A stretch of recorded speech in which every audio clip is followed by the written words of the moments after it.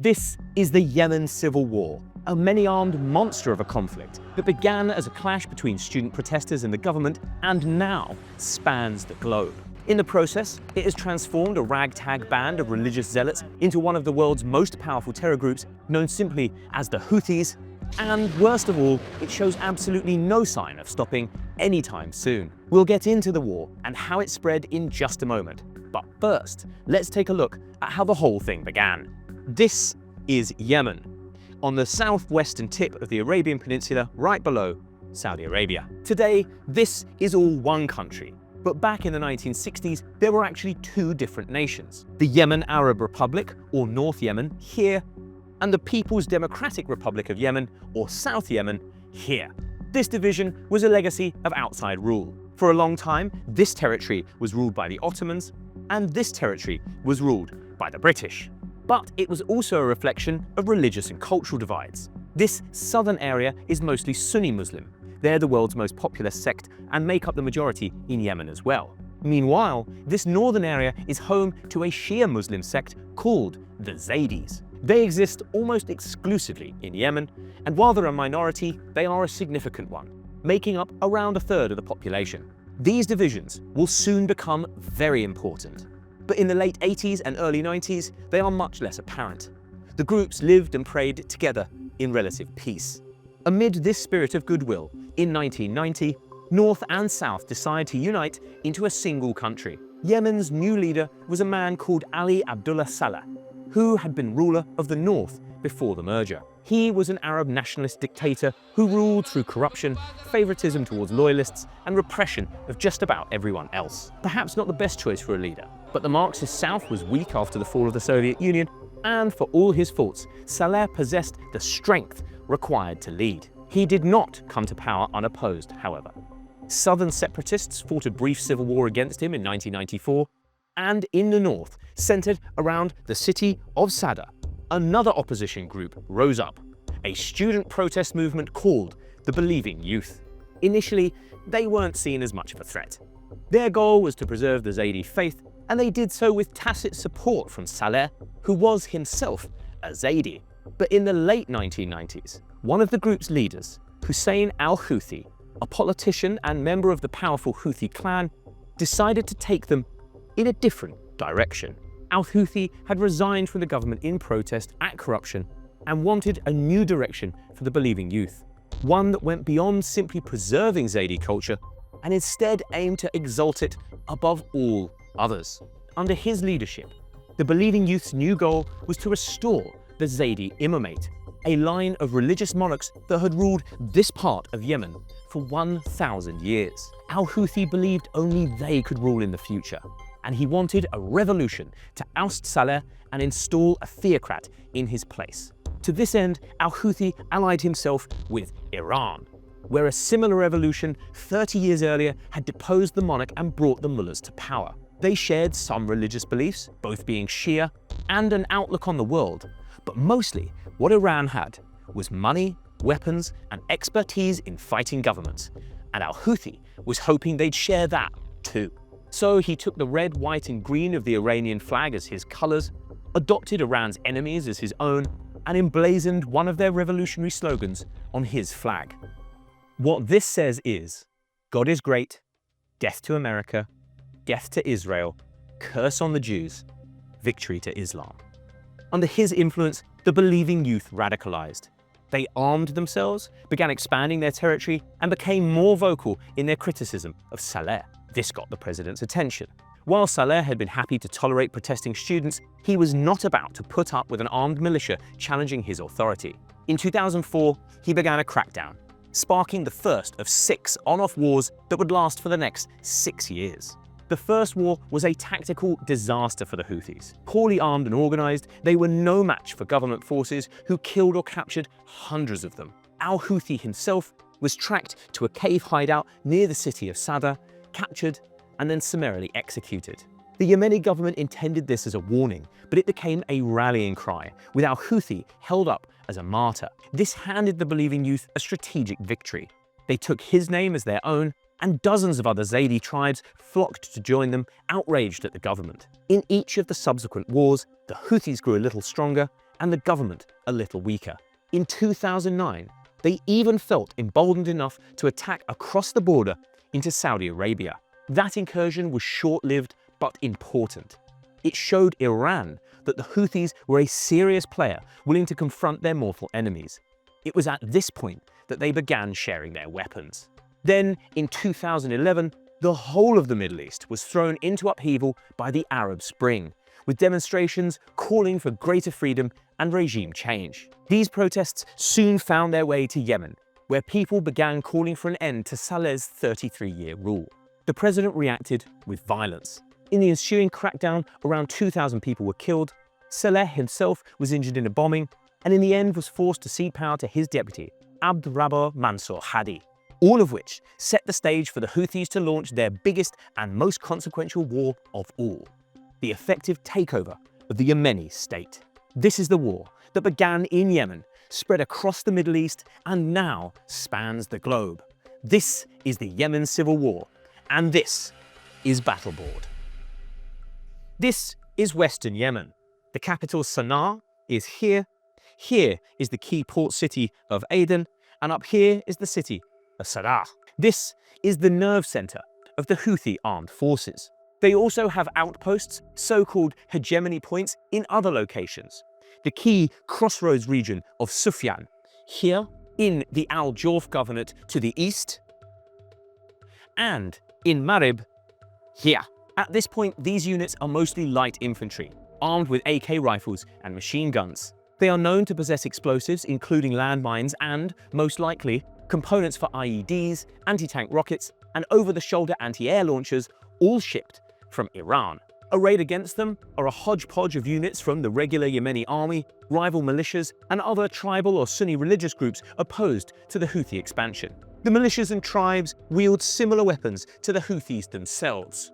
Small arms and some heavier weapons like rocket-propelled grenades. The Yemeni army is much better equipped. It has tanks, mostly T-72s and T-62s, hundreds of artillery guns like the D-30, and MiG fighter jets, all of them old Soviet gear. However, rampant corruption and disorganization means only a fraction of this firepower can be brought to bear at any one time. Getting numbers for this stage in the conflict is nigh on impossible. Officially, the Yemeni army numbers 60,000, but how many of them are deployed to fight the Houthis is unknown. The tribal groups and militias are porous organizations whose fighting strength is not publicly tracked. It is likely to number in the thousands, but hard to say for sure.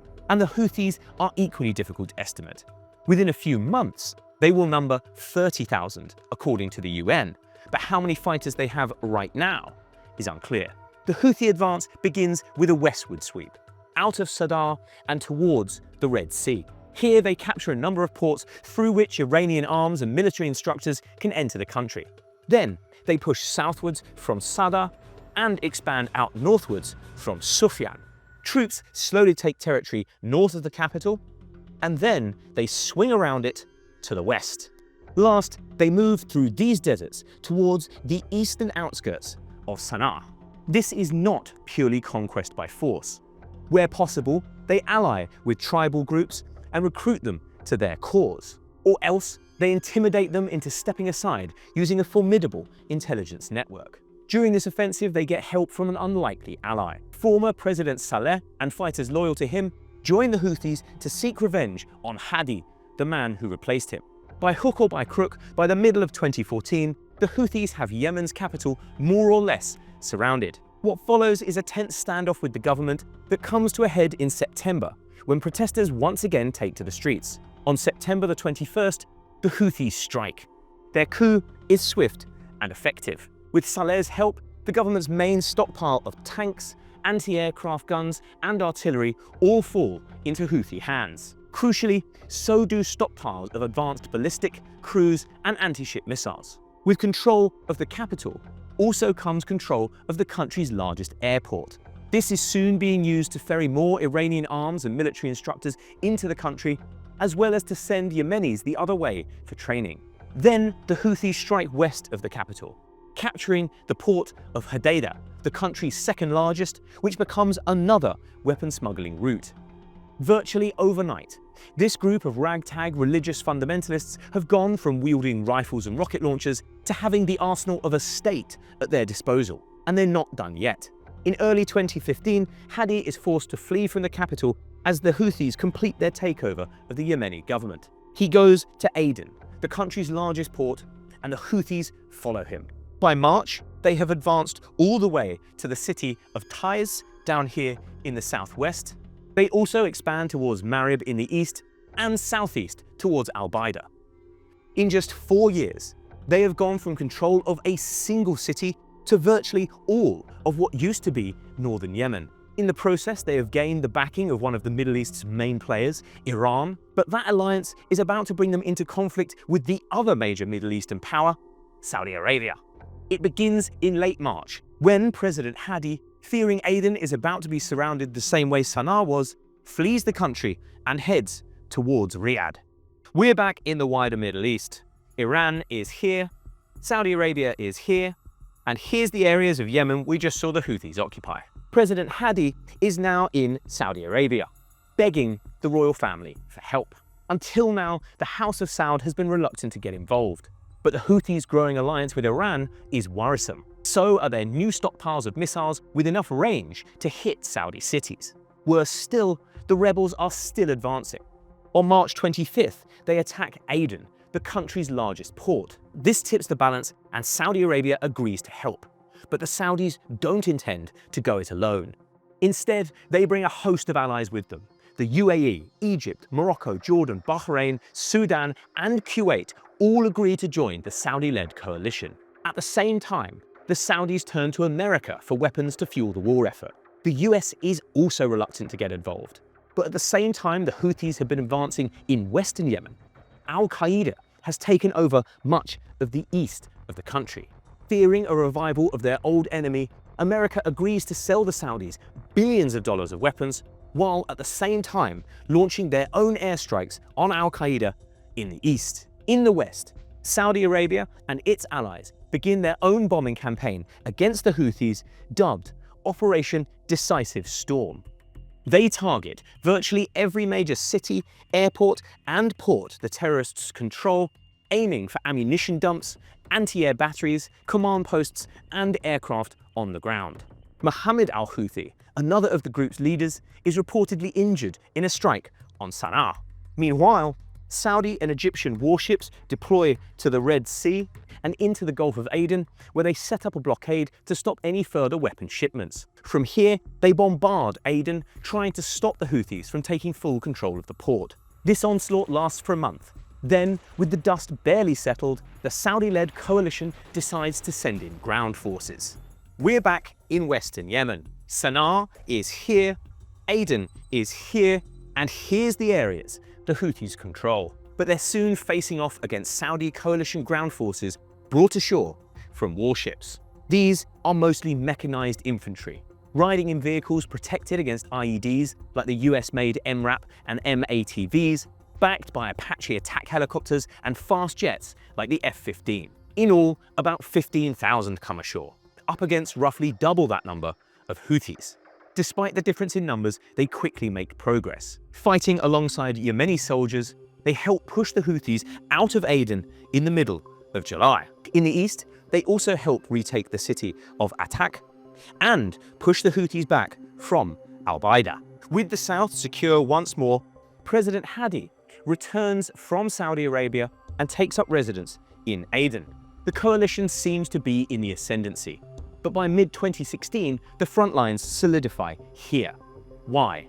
Despite complete coalition dominance in the air, Houthi tactics means the strikes are not as effective as the Saudis hoped. The terrorists make extensive use of the mountainous terrain in the north to dig tunnels and trenches to protect themselves from the bombs. They also become experts at hiding in plain sight, moving ammo dumps and command posts inside schools and hospitals, which they know the coalition won't target. Rather than operate in large units, Houthi fighters work in small groups, sometimes even pairs, so they're harder to spot from the air. They travel either on motorbikes or in civilian cars and never carry weapons away from the front line, so even when they are spotted, it's hard to know for sure who's a soldier and who isn't. These small units make defending large areas difficult, so the Houthis make extensive use of minefields, IEDs, and booby traps to hold back the attackers. If attacked, An individual soldier is expected to run between 2 or 3 defensive positions, firing a rifle from one, a mortar from another, and an anti-tank rocket from a third, to create the impression there are a lot more soldiers than there actually are. And they do all of this fueled by a heady mix of captagon, a drug similar to methamphetamine, which makes them tireless and fearless, and the female contraceptive pill, which they believe makes their blood clot faster. This has 2 effects. It makes advancing against the Houthis very difficult, and it means large numbers of civilians are inevitably killed in the fighting. By the middle of 2016, the front lines have hardly budged, and Yemen has become the world's largest humanitarian crisis zone. 21 million people, 80% of the population, are reliant on aid to get by, while 10 million of those are in such dire need that aid agencies warn they're at risk of dying. The largest cholera outbreak of modern times is on course to affect 1 million people by the end of the year, the majority of them children, and 45,000 civilians have been hurt in the fighting, with 8,000 killed. Saudi Arabia and the US therefore come under heavy pressure to end the fighting, break the blockade, and allow aid in to protect civilians. But there's no way to do that without emboldening the Houthis, who by now are launching Iranian-supplied drones and missiles into Saudi Arabia itself. In December, they come up with a Hail Mary play to try to end the war. They convinced Saleh, the former president, to swap sides once again and back the government. The hope is that without his troops, the Houthi front will collapse and he will be able to wrest back control of the country. But it fails spectacularly. Fighting breaks out between the Houthis and Saleh's troops in the capital Sana'a, and just 2 days later, he's shot and killed. As the war drags into 2018, things get even more complicated. The UAE, a member of the Saudi coalition, decides it has had enough. It leaves the coalition and begins withdrawing its troops. But on the way out, it gives its backing to a group called the Southern Transitional Council. These are southern separatists, allied to neither the Houthis nor the government, who want their own state where South Sudan used to be. With UAE backing, they take control of Aden and begin advancing to the north and east. By the middle of the year, the map of Yemen looks like this. The country is now totally divided. The Houthis and their backers Iran are in control here. The STC and their backers, the UAE, are down here. The government, backed by the Saudi coalition, rules over this territory. And Al-Qaeda, which is still being bombed by the US, is scattered here. You might be forgiven for thinking this is as complicated as the war could possibly get, but you'd be wrong. If we zoom out, events are about to unfold that will drag yet more countries into this war. We're back in the wider Middle East, and the date is now October the 6th, 2023. The intervening years have brought more fighting and suffering to Yemen, but in reality have changed little about the war. At the moment, things in Yemen are calm. A lengthy ceasefire has just come to an end, and none of these groups seem keen to restart the fighting. However, on October the 7th, the terror group Hamas, which controls the Gaza Strip here, unleashes upon Israel the worst terror attack in its history. This sets off a chain of events that will both restart and massively expand the Yemen war.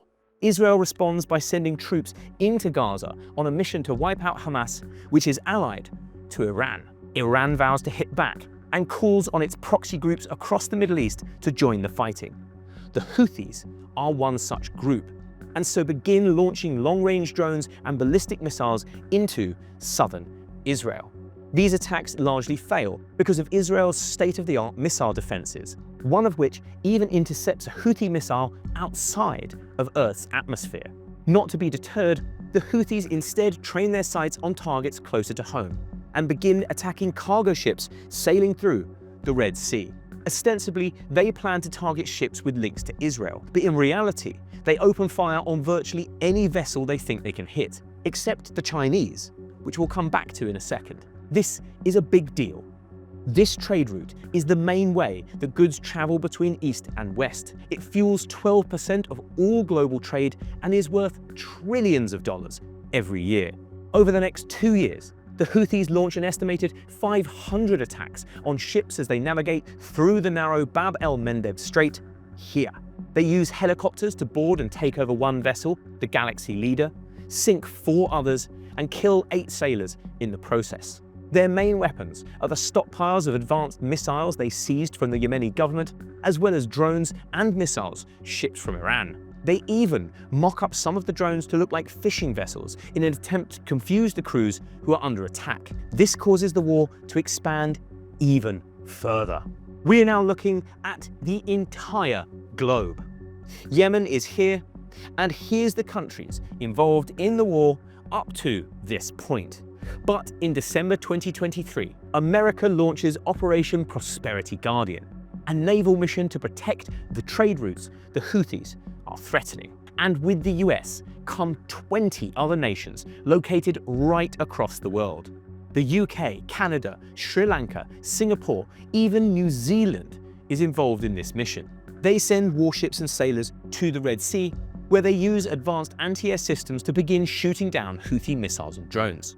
The Houthis even shoot directly at these ships, though no serious damage is done. In 2025, the US also launches Operation Rough Rider, an airstrike campaign also targeting the Houthis. American jets flying from 2 aircraft carriers, the USS Harry Truman, located here, and the USS Carl Vinson, located here, accompanied by British jets flying from Cyprus, here, attack almost 1,000 targets in the space of a month. The bombing raids end when the Houthis and the US agree a ceasefire between their forces, though this does not stop the terror group from shooting at other ships in the Red Sea. And this is more or less where the war sits today.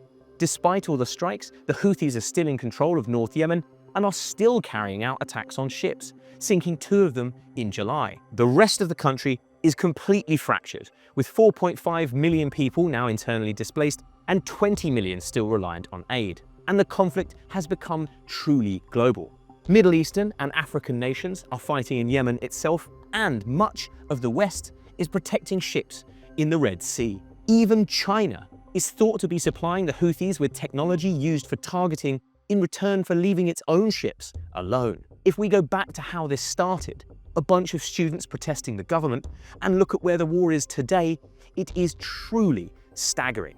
And worst of all, there's absolutely no sign of it stopping anytime soon. So how did the Yemen war get so out of control? And why won't it stop? You've probably heard the term forever war before. The media often used it to describe America's wars in the Middle East, and some researchers still use it to describe war in the 21st century more broadly. Often, it's contrasted with war in the 20th century, when it seemed like conflict was a neater affair. It involved one country fighting another with a defined start and end point. That's a controversial claim, and it's worth saying there are experts who disagree. But if we accept the premise for now, it does help us answer some questions about Yemen. Questions like, how did this war get so complicated? And why does it seem to be dragging on forever, with no clear beginning and no end in sight? One answer is that war in the 21st century is fundamentally different from the past. With the exception of Russia and Ukraine, it's rare to find states fighting states these days. Instead, it's far more common to find states fighting non-state groups like the Houthis. These tend to be less well-armed than a state, but in many ways are harder to defeat. For a start, their fighters hide among civilians, making them tricky to find and kill. If civilians are caught in the crossfire, they may well join the armed group. Ironically, attacking non-state groups can make them stronger. That is what we saw happen in northern Yemen during the crackdown on the believing youth. Another is that non-state groups have diverse motivations, some of which tap into religious or ethnic grievances that go back hundreds, if not thousands, of years. This means that the kind of strategies that work in state-on-state war, which focus on things like territory, resources, and casualties, aren't as effective. And satisfying their true war aims is difficult. Restoring the Zaydi imamate, for example, would not be accepted by Yemen's majority Sunni population, and anything short of that won't satisfy the Houthis. A third is globalization. The world is much more connected now than it was in the 20th century, and what happens in one part easily affects another. This incentivizes countries to get involved in wars happening many miles from their own shores. In the case of Yemen, the US and its allies became directly involved when attacks in the Red Sea threatened their prosperity through trade. And China is thought to have started selling the Houthis technology for the same reason. Last, there's the phenomenon of proxy war. This isn't exactly confined to the 21st century, but is becoming more common, and Yemen is a good example. This is when two countries, for example Saudi Arabia and Iran, use a neighboring country, in this case Yemen, to wage war against each other without directly fighting. Proxy wars are increasing because the underlying logic for states to fight directly has been changed by mechanized warfare and nuclear weapons. For much of human history, profit was a strong motivation for war, hence the saying, "To the victor, the spoils." But the mass death and destruction unleashed by machine guns and artillery cannons, and the world-ending implications of nukes, mean this is no longer the case. At least, not if you fight on your own soil. But it is less true if the war is happening somewhere else. You still get to weaken your enemy, but someone else's country gets destroyed in the process. This is the perverse logic of a proxy war. Combine all these factors, and you get incredibly complicated conflicts like the one in Yemen, which are almost impossible to end as a result. With so many different groups and countries involved, all with different aims and goals, how could you possibly hope to reach an agreement that would satisfy all of them? And that's assuming all parties want the war to end. Some, such as the proxy powers, may actually have incentives to keep it going as long as possible. And that's how a war that started off as a struggle between students and the government can swell until it spans the globe. And that's also why there seems to be little chance of ending it anytime soon. Thanks for watching. If you like this kind of content and want to see more in your feed, don't forget to hit like and subscribe, or click the buttons on screen to watch other episodes.